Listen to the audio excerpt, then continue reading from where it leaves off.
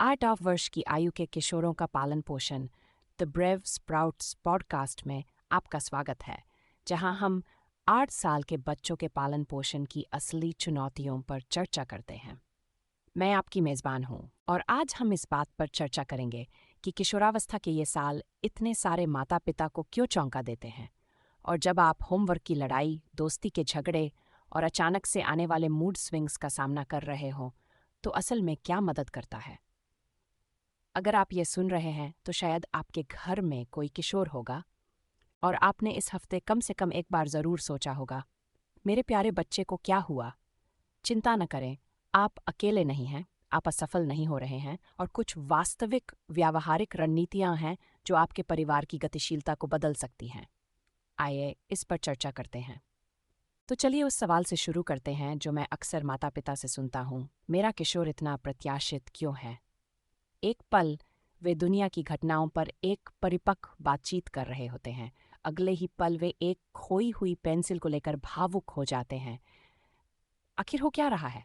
इसका जवाब किशोरों के मस्तिष्क के विकास में निहित है, और एक बार जब आप इसे समझ लेते हैं तो उनके व्यवहार बहुत कुछ समझ में आने लगता है। प्रीफ्रंटल ये मस्तिष्क का वह हिस्सा है जो निर्णय लेने, आवेग नियंत्रण और योजना बनाने के लिए जिम्मेदार है। 30 के दशक के मध्य तक पूरी तरह से विकसित नहीं होता है, लेकिन यहाँ एक बात है, किशोरों में पहले से ही स्वतंत्रता और जोखिम लेने की क्षमता में भारी वृद्धि देखी जा रही है। एक पल के लिए इस बेमेल के बारे में सोचिए। उनका दिमाग उन्हें ज्यादा आज़ादी और जोखिम की ओर धकेल रहा है, लेकिन जो हिस्सा उन्हें सही फैसले लेने और आवेगों पर नियंत्रण रखने में मदद करता है, वह अभी भी निर्माणाधीन है। यही वजह है कि आपका 8 साल का बच्चा एक पल में इतना परिपक्व और अगले ही पल इतना आवेगी लग सकता है। वे जानबूझकर मुश्किलें नहीं खड़ी कर रहे हैं। जब वे इसका इस्तेमाल कर रहे होते हैं तो उनके दिमाग का सचमुच पुनर्निर्माण हो रहा होता है। यह समझ प्रभावी किशोर पालन पोषण के लिए बेहद ज़रूरी है। जब आप समझते हैं कि उनका आवेगपूर्ण व्यवहार या भावनात्मक तीव्रता न्यूरोबायोलॉजिकल है, तो आप अलग तरह से प्रतिक्रिया दे सकते हैं। ज्यादा जानने के लिए काफ़ी बड़े हो जाओ जैसे व्याख्यान देने के बजाय कुछ इस तरह की कोशिश करें, मैं देख सकता हूं कि तुम्हारा दिमाग इस फैसले पर कड़ी मेहनत कर रहा है, चलो मिलकर इसका हल निकालते हैं। अब आइए 8 साल के बच्चों की परवरिश के सबसे बड़े मुद्दों में से एक के बारे में बात करते हैं, होमवर्क। अगर आप होमवर्क की जंग से जूझ रहे हैं तो आप अच्छी स्थिति में हैं, लेकिन बचपन से अब तक जो बदलाव आया है वो ये है, काम ज़्यादा जटिल हो गया है, दाम ज़्यादा लगते हैं, और हमारे बच्चे एक साथ आज़ादी की मांग कर रहे हैं, और साथ ही उन्हें सहारे की भी ज़रूरत है। होमवर्क से आज़ादी का बदलाव मुश्किल है। मैं देखता हूँ कि माता पिता 2 आम गलतियाँ करते हैं। या तो बहुत ज़्यादा काम निपटाते हैं, असल में अपने बच्चे के लिए काम करते हैं, या फिर बहुत जल्दी पीछे हट जाते हैं, ये सोचकर कि वे अब इतने बड़े हो गए हैं कि उन्हें समझ आ जाए, और फिर जब असाइनमेंट पूरे नहीं होते तो हैरान हो जाते हैं। वास्तव में जो काम करता है उसे मैं संचित स्वतंत्रता कहता हूँ। इसकी रूपरेखा इस प्रकार है। सबसे पहले अपने किशोर को अपनी पढ़ाई की जगह चुनने दें। इससे उन्हें अपनी जिम्मेदारी का एहसास होगा। हो सकता है कि वह रसोई की मेज़ हो सकता है कि वह उनके कमरे में कोई डेस्क हो, या हो सकता है कि वह लाइब्रेरी का कोई कोना हो। जगह उनकी पसंद की हो सकती है, लेकिन नियमों में कोई बदलाव नहीं किया जा सकता। फ़ोन दूसरे कमरे में रखा जा सकता है, और उनके बैठने से पहले ही ज़रूरी सामान तैयार हो जाना चाहिए। दूसरा, 5 मिनट के फोकस ब्लॉक का इस्तेमाल करें। शोध बताते हैं कि किशोर छोटे बच्चों की तुलना में ज़्यादा देर तक ध्यान बनाए रख सकते हैं, इसलिए हम काम के समय को बढ़ा सकते हैं। 40 मिनट का केंद्रित काम, फिर 10 मिनट का ब्रेक। इस ब्रेक के दौरान वे घूम सकते हैं, नाश्ता कर सकते हैं, कुछ भी कर सकते हैं, लेकिन फिर काम पर वापस लौटना होगा। तीसरा, और माँ पिता, यह तो कमाल का है, मुझसे पहले 3 लोगों से पूछो, नियम लागू करें इससे पहले कि आपका किशोर आपसे मदद उसे। पहला, निर्देशों को दोबारा पढ़ना चाहिए। दूसरा, अपने नोट्स या पाठ्यपुस्तक की जांच करनी चाहिए। और तीसरा, यहीं आपको यह समझने की ज़रूरत है कि कब पीछे हटना है और कब जुड़े रहना है। रोज़ाना होमवर्क पूरा करने और उनके बैग को व्यवस्थित करने से थोड़ा पीछे हटें। प्राकृतिक परिणामों को यहीं पर हावी होने दें। लेकिन लंबी अवधि की परियोजनाओं की योजना बनाने, बड़ी परीक्षाओं की तैयारी करने और ये सुनिश्चित करने में लगे रहें कि वे शिक्षकों से मिलने वाले फीडबैक को समझ रहे हैं। होमवर्क का एक अनुबंध बनाएं। हाँ, उसे लिख लें। होमवर्क का निर्धारित समय। माता पिता प्रगति की जांच कैसे कर सकते हैं, अधूरे काम के क्या परिणाम होंगे और माता पिता कब हस्तक्षेप करेंगे, इन सब बातों को इसमें शामिल करें। स्पष्टता से लगातार बातचीत और अधिकार संघर्ष जा सकता है। ठीक है, आइए अब उस विषय पर आते हैं जो किशोरावस्था से पहले के बच्चों के पालन पोषण के सबसे भावनात्मक रूप से तनावपूर्ण पहलू हो सकता है: सामाजिक गतिशीलता और डिजिटल जीवन। किशोरावस्था के दौरान दोस्ती की समस्याएं और भी बढ़ जाती हैं क्योंकि माता पिता की राय की तुलना में साथियों के रिश्ते नाटकीय रूप से ज़्यादा महत्वपूर्ण हो जाते हैं। ये बदलाव सामान्य है और विकास के लिए ज़रूरी भी, लेकिन इसे देखना आसान नहीं है। जब आपका किशोर कहता है, मेरा कोई दोस्त नहीं है, तो आमतौर पर उसका मतलब होता है, मैं उस मित्र समूह में नहीं हूं जिसमें मैं रहना चाहता हूं। यह अंतर आपके जवाब के लिए महत्वपूर्ण है। तुरंत ही उसे ठीक करने के बजाय उसकी पुष्टि से शुरुआत करें। शामिल न होना वाकई बहुत दुख देता है। फिर उन्हें अलग अलग संदर्भों, स्कूल, खेल, पड़ोस और पारिवारिक संबंधों में कई दोस्त विकल्पों की पहचान करने में मदद करें। किशोरों की दोस्ती की ज़्यादातर समस्याएं विकासात्मक रूप से सामान्य होती हैं, भले ही वे कष्टदायक हों। आपका काम स्थिति को ठीक करना नहीं है, बल्कि अपने बच्चे को सामाजिक जटिलताओं से निपटने में लचीलापन विकसित करने में मदद करना है। हालांकि कुछ स्थितियों में हस्तक्षेप की आवश्यकता होती है। शारीरिक रूप से धमकाना या धमकाना, चोट पहुंचाने के लिए लगातार बहिष्कार, जोखिम भरे व्यवहार में शामिल होने का दबाव या अवसाद के लक्षण जैसे अलगाव, नींद में बदलाव या पढ़ाई में गिरावट। अब आइए उस समस्या पर बात करते हैं जो हर कमरे में मौजूद है: सोशल मीडिया। ज़्यादातर प्लेटफॉर्म तकनीकी रूप से उपयोगकर्ताओं की उम्र 10 साल होना ज़रूरी मानते हैं, लेकिन ज़्यादातर किशोर 10 या 11 साल की उम्र तक अकाउंट बनाना चाहते हैं। इससे सुरक्षा और सामाजिक जुड़ाव के बीच संतुलन बनाने की कोशिश कर रहे माता पिता के लिए एक बड़ी दुविधा पैदा हो जाती है। किशोरों के लिए सोशल मीडिया के बारे में मेरा व्यावहारिक दृष्टिकोण यह है: जितना हो सके देरी करें, लेकिन ध्यान रखें कि साथियों का दबाव वास्तविक है। जब आप पहुंच की अनुमति देते हैं, और ज़्यादातर परिवार अंततः ऐसा करते हैं, तो एक ही प्लेटफॉर्म से शुरुआत करें। माता पिता से उन्हें फॉलो करने या उनके दोस्त बनने की अपेक्षा करें, और रात में फ़ोन कॉमन एरिया में ही रखें। बेडरूम में कोई भी डिवाइस न रखें। ये एक ऐसी पहाड़ी है जिस पर मरने के लायक है। सोशल मीडिया के प्रदर्शन पहलू पर लगातार बातचीत करते रहें। हर कोई अपनी हाईलाइट रील पोस्ट करता है, न कि अपना नियमित मंगलवार। मुश्किल परिस्थितियों में जवाब देने का अभ्यास करें। अगर कोई आपके बारे में कुछ बुरा पोस्ट करे तो आप क्या करेंगे? और ग्रुप चैट ये बहुत जल्दी जहरीली हो सकती हैं। ये ज़रूरी शर्तें तय करें। आप उनके मैसेज पढ़ सकते हैं, क्योंकि निजता परिपक्वता दिखाने से आती है। अगर कोई चैट उन्हें लगातार बुरा महसूस कराती है तो वे उसे छोड़ देते हैं। स्क्रीनशॉट शेयर किए जा सकते हैं ताकि कुछ भी पूरी तरह से निजी न रहे, और बुरे मैसेज तुरंत माता पिता को दिखाए जाएं।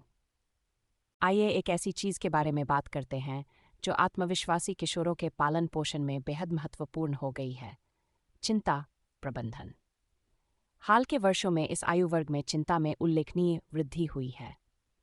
इसके कारणों में शैक्षणिक दबाव, सोशल मीडिया, अतिव्यस्त कार्यक्रम और वैश्विक घटनाएं शामिल हैं, जिन्हें छोटे बच्चे भी समाचारों और वयस्कों की बातचीत से ग्रहण करते हैं। किशोरों को व्यावहारिक चिंता प्रबंधन कौशल सिखाना अब पालन पोषण का एक अनिवार्य ज्ञान बन गया है। यहाँ कुछ ऐसी तकनीकें दी गई हैं जो वास्तव में कारगर हैं: बॉक्स ब्रीदिंग, 4 गिनने तक सांस अंदर लें, 4 गिनने तक रोकें, 4 गिनने तक सांस बाहर छोड़ें और 4 गिनने तक दोहराएं। इससे पैरासिम्पैथेटिक तंत्रिका तंत्र सक्रिय होता है और शरीर वास्तव में शांत होता है। विचार चुनौती: अपने किशोर को ये पूछने में मदद करें, क्या ऐसा होने की संभावना है? इसके क्या प्रमाण हैं? इससे उन्हें चिंताजनक विचारों को तथ्य मानकर स्वीकार करने के बजाय उनका मूल्यांकन करना सिखाया जाता है। सामने आना बचना नहीं। ये बात शायद विरोधाभासी लगे, लेकिन छोटे छोटे आसान कदमों से डर का सामना करने से असली आत्मविश्वास पैदा होता है।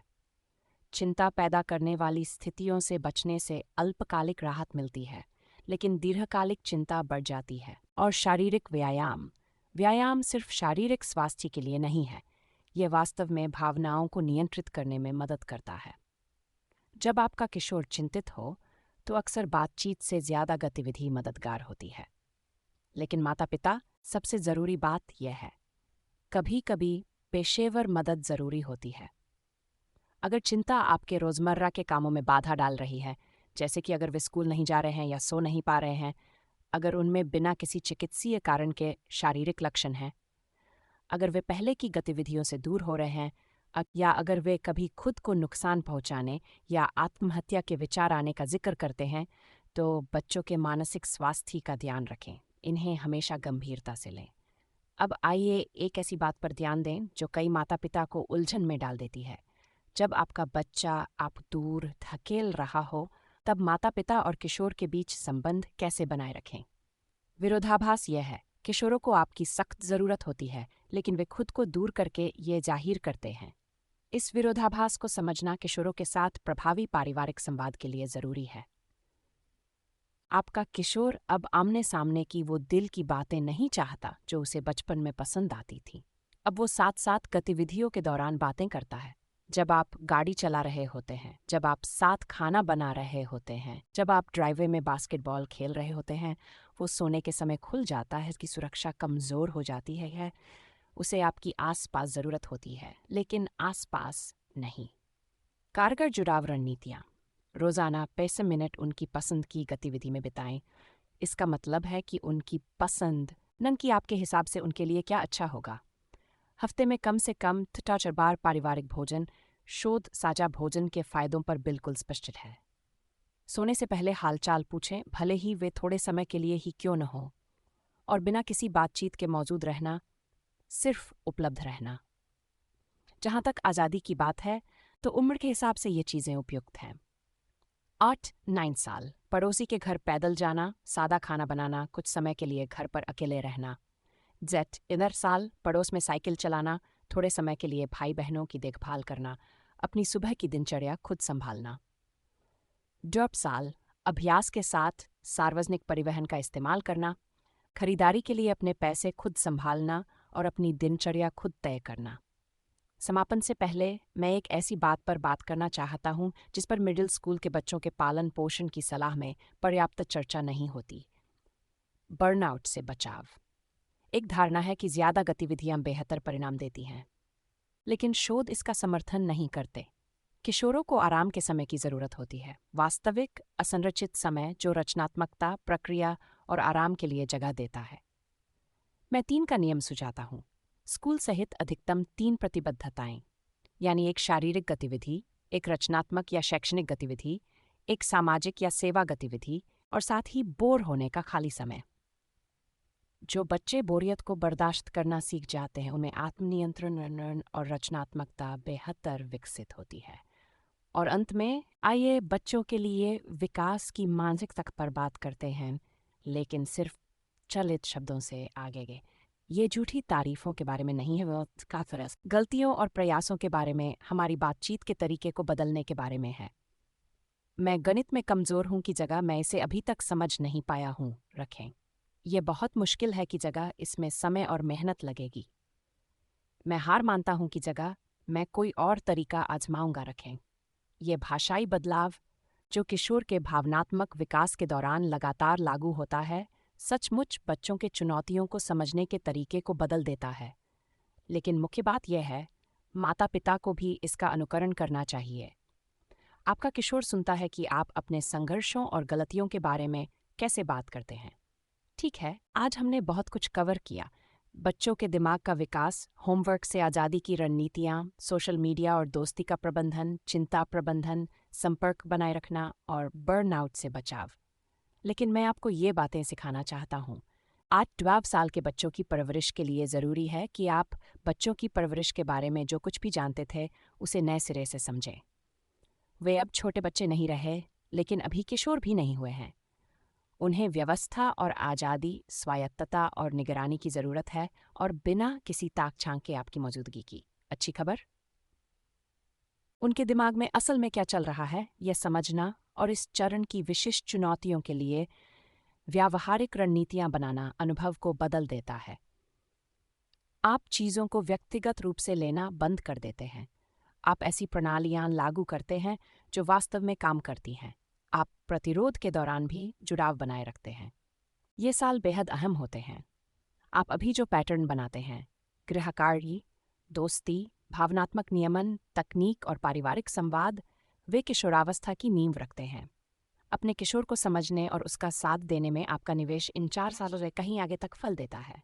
अगर आप किशोरों के पालन पोषण के हर पहलू पर ज्यादा विस्तृत मार्गदर्शन चाहते हैं, गृहकार्य से जुड़ी उलझनों से लेकर सोशल मीडिया की दुविधाओं तक, यौवन बातचीत से लेकर लचीलापन विकसित करने तक, तो Brave Sprouts next edition, a parents guide to the tween years age देखें।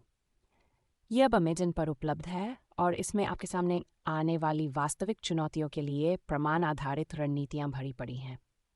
द ब्रेव स्प्राउट्स पॉडकास्ट सुनने के लिए धन्यवाद। अगर यह एपिसोड मददगार रहा हो तो कृपया इसे किसी और अभिभावक के साथ साझा करें जो किशोरावस्था से गुजर रहा है। हम सब इसमें साथ हैं और ये जटिल निर्णायक वर्ष हैं। आप असफल नहीं हो रहे हैं, आप अपने बच्चे के साथ सीख रहे हैं। अगली बार तक अपना ख्याल रखना। तुम खाली कप से पानी नहीं डाल सकते। और याद रखना, तुम्हारे बच्चे को अब भी तुम्हारी ज़रूरत है, बस अब अलग तरह से। टी ब्रेव स्प्राउट्स पॉडकास्ट किशोरावस्था से गुजर रहे माता पिता के लिए बनाया गया है। 8-12 साल के बच्चों के पालन पोषण से जुड़े और अधिक संसाधनों के लिए हमारी वेबसाइट देखें और सोशल मीडिया पर हमें फॉलो करें। अगली बार मिलते हैं। बिल्डर्स www.amazon.authom जेने कॉन्स्टेंट सभ्यता का पुनर्निर्माण, एक एक आवाज़। पीढ़ियों को जोड़ना, ध्यान का संरक्षण, कल का निर्माण।